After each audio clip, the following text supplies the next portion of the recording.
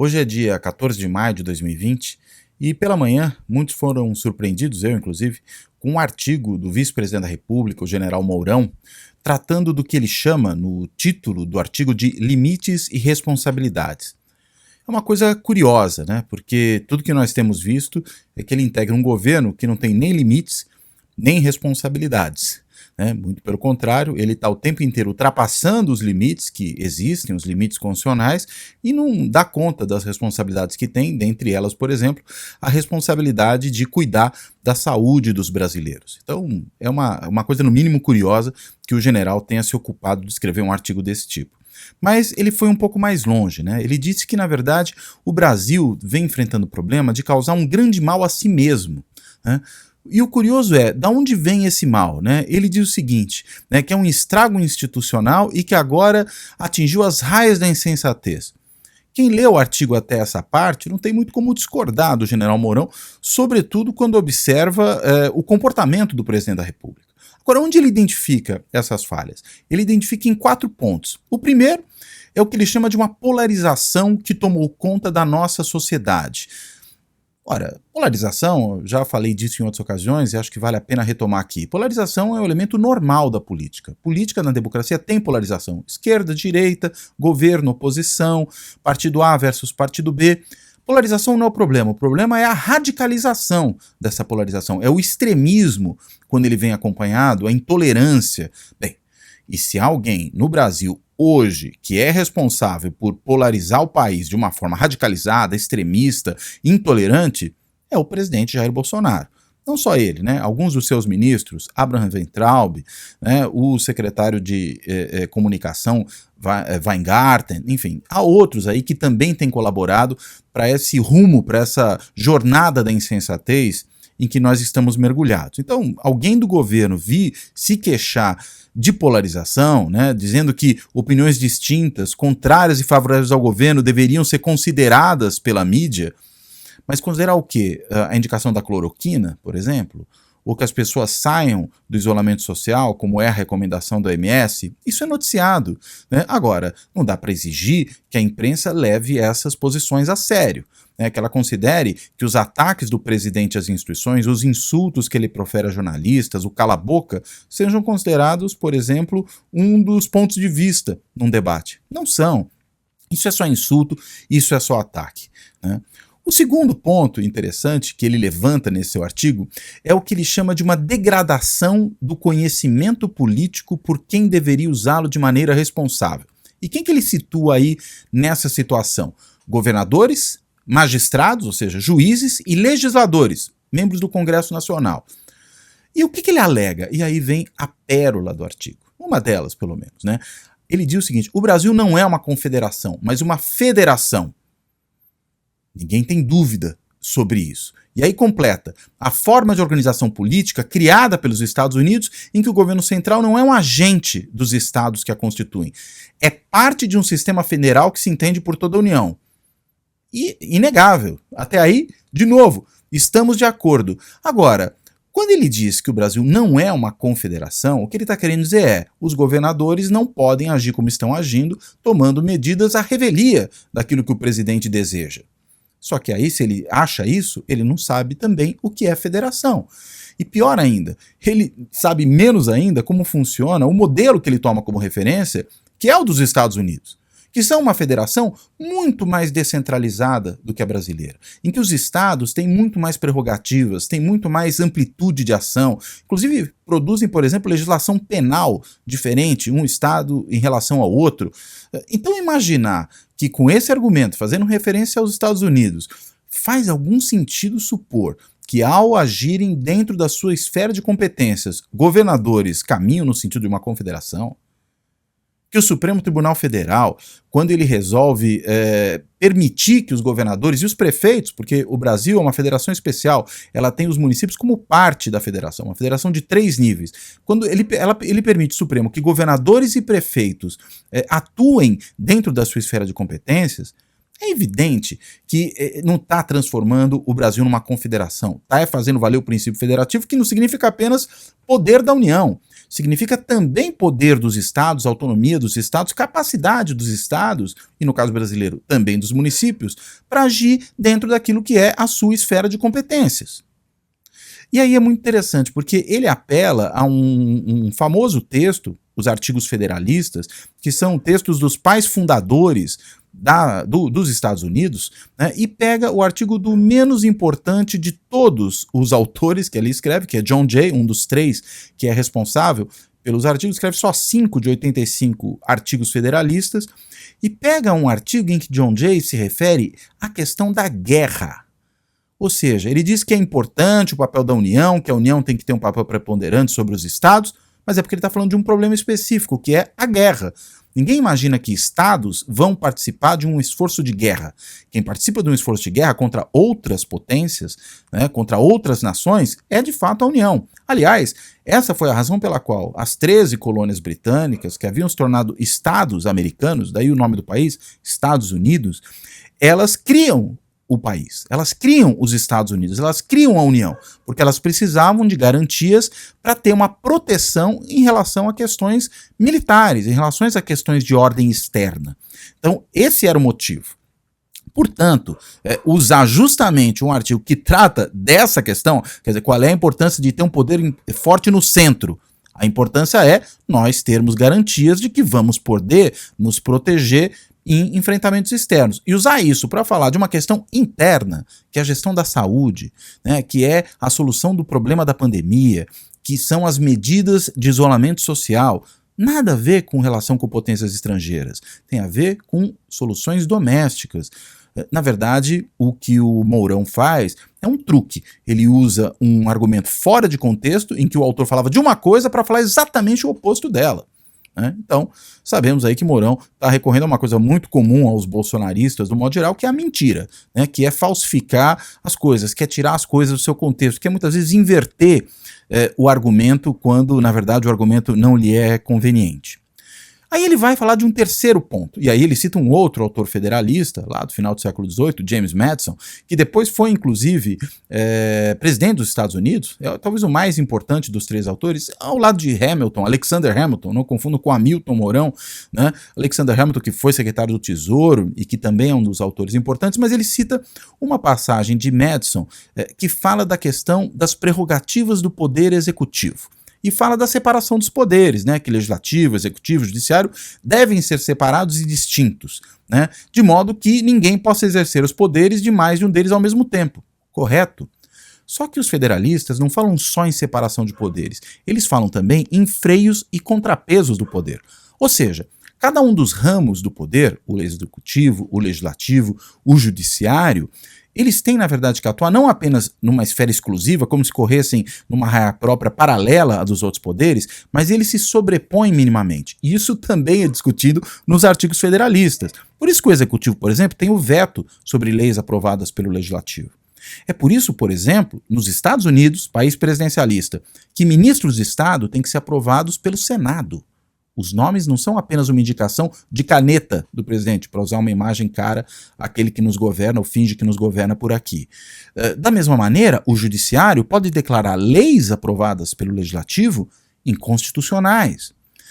Então, na verdade, os poderes todos se sobrepõem em alguma medida. Não é só uma separação pura e simples, como se eles fossem corpos estanques, né? Um isolado do outro. O que você tem também é um mecanismo de uma certa sobreposição para que eles se limitem uns aos outros. E, de novo, Mourão oculta isso. Oculta isso por quê? Porque o interesse de Bolsonaro e dos seus asseclas é ultrapassar esses limites o tempo inteiro, né? É garantir um poder absolutista para o presidente da República, né? E claro que isso não é uma vontade só do Bolsonaro, talvez no caso dele de uma forma mais alucinada, mais destrambelhada, mas autoritários como é o caso de Mourão, que já defendeu ditadura militar, já elogiou Ustra, não é vice do Bolsonaro à toa, né? Não vamos também nos iludir.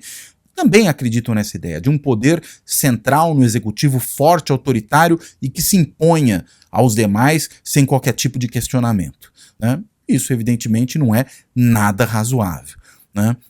E, finalmente, né, ele aponta para um quarto ponto nesse artigo, que é aquele de que, alguns dias atrás, importantes diplomatas brasileiros, ex-chanceleres, Fernando Henrique Cardoso, Celso Amorim, Celso Laffer, Rubens Recupero, dentre outros, escreveram um artigo criticando a desvairada política externa do governo Bolsonaro e, sobretudo, os desvairios do atual chanceler, o Ernesto Araújo. E ele critica isso, falando que essas pessoas nunca fizeram nada pelo país e estão contribuindo para piorar a imagem do país lá fora. Pelo amor de Deus. Nunca a imagem do Brasil foi tão ruim lá fora por causa do chefe dele, do seu cabeça de chapa, de Jair Bolsonaro, da sua loucura, aquele que é considerado um dos 4 governos avestruzes do mundo, esses que enfiam a cabeça no buraco para não ver o problema da pandemia, é um daqueles que é considerado, aliás, é considerado o pior gestor no mundo em relação à questão da pandemia, é percebido lá fora como alguém que cultua a morte, né, como alguém que, na verdade, não tem o menor apreço pela vida, né, pela ciência, pelo conhecimento, pelo contraditório, por nada. Né? Então, a imagem ruim do Brasil lá fora não se deve aos que vieram antes de Bolsonaro, se deve sobretudo a ele. Ele é o grande responsável por piorar a imagem do Brasil. E as queimadas que esse governo promove, a invasão de terras indígenas, o desmatamento, isso tudo também contribui para isso. E o Mourão, de novo, tenta inverter o jogo falando da questão da Amazônia, né, que, afinal de contas, vem como uma ameaça do mundo à Amazônia. Pelo amor de Deus, Mourão, você sabe que está mentindo, né, você sabe que isso não é verdade. Né? Efetivamente, do que se trata é, o mundo tem interesse na conservação da Amazônia porque ela tem uma função fundamental na manutenção do clima, né? Porque ela é importante, inclusive, para nós. A agricultura, como vai sobreviver se o regime de chuvas piora? Né? Mas, enfim, aqueles que têm visão curta, aqueles que só pensam no curto prazo, em arrancar a árvore hoje para plantar amanhã, ou pior, colocar gado amanhã e dane-se o resto, não fazem esse tipo de conta. E, de novo, o Mourão tenta aí falsificar a realidade para escrever um artigo que muita gente entendeu, na verdade, o quê? Como uma ameaça, né? Como falando, olha, nós aqui, militares, estamos ao lado do presidente Bolsonaro e se ele for pressionado demais, nós vamos agir para garantir um poder autoritário. Há quem não enxerga exatamente dessa maneira, né? Meu colega lá do Rio de Janeiro, Christian Lindh, escreveu um artigo muito interessante. Primeiro foi uma postagem no Facebook dele, depois saiu um artigo no site BR Político, né, da Vera Magalhães. E o que ele aponta ali? Ele aponta ali o seguinte, que talvez Mourão esteja mais do que qualquer outra coisa sinalizando para o Congresso e para os seus aliados militares que, enfim, ele reza na mesma cartilha que os seus aliados militares, que, portanto, ele é uma alternativa segura. Para os militares eu até entendo, para o Congresso eu tenho lá minhas dúvidas, né? E o professor Avritzer, Leonardo Avritzer, meu amigo, professor lá da UFMG, cientista político notável também, o que ele disse foi, olha, o Mourão mostrou que tudo que ele não é um federalista, ele talvez seja um positivista ao estilo lá dos velhos positivistas do final do século XIX, aqueles militares que participaram do golpe que criou a República, derrubando a monarquia, e que tiveram lá um papel tão pouco auspicioso no início da nossa República, por exemplo, com Floriano Peixoto, né, um governante sanguinário, um governante violento, autoritário, né, que inclusive também não tinha uma boa relação já naquela época com o Supremo Tribunal Federal. Então, esse artigo de Mourão, e pior, quando ele vem acrescentado do que Bolsonaro fez à tarde, naquela live que ele faz com, não é bem uma live, né? Ali foi muito mais uma teleconferência, né? Com empresários reunidos sob os auspícios do Paulo Scaff, né? Esse dono da Fiesp, né? Que usa a Fiesp para se autopromover. O Bolsonaro fez essa reunião e ali voltou a dizer o quê? Que os empresários têm que ir contra os seus governadores. E aí ele usou uma imagem fantástica, ele disse, os governadores que têm exercido desobediência civil. Como assim desobediência civil? Por quê? Porque estariam agindo em desacordo com as vontades dele, presidente da República, quando inclusive é dito um decreto que vai em contradição com aquilo que o próprio Supremo disse que os estados e municípios podem fazer. Aí o presidente vem com o decreto por cima e diz, se vocês não obedecem ao meu decreto, estão em desobediência civil. Como se o Brasil não fosse uma federação, como se estados e municípios não dispusessem de autonomia, como se eles não tivessem uma esfera de atuação em que eles não precisam pedir autorização para o presidente da República para agir, muito pelo contrário, eles podem agir inclusive de maneira diferente daquela que o presidente imagina, porque isso é federalismo. Então, não é só um positivismo, né? Acho que é também, como aponta o Leonardo Avritzer, mas é, além disso, autoritarismo. em um autoritarismo centralista.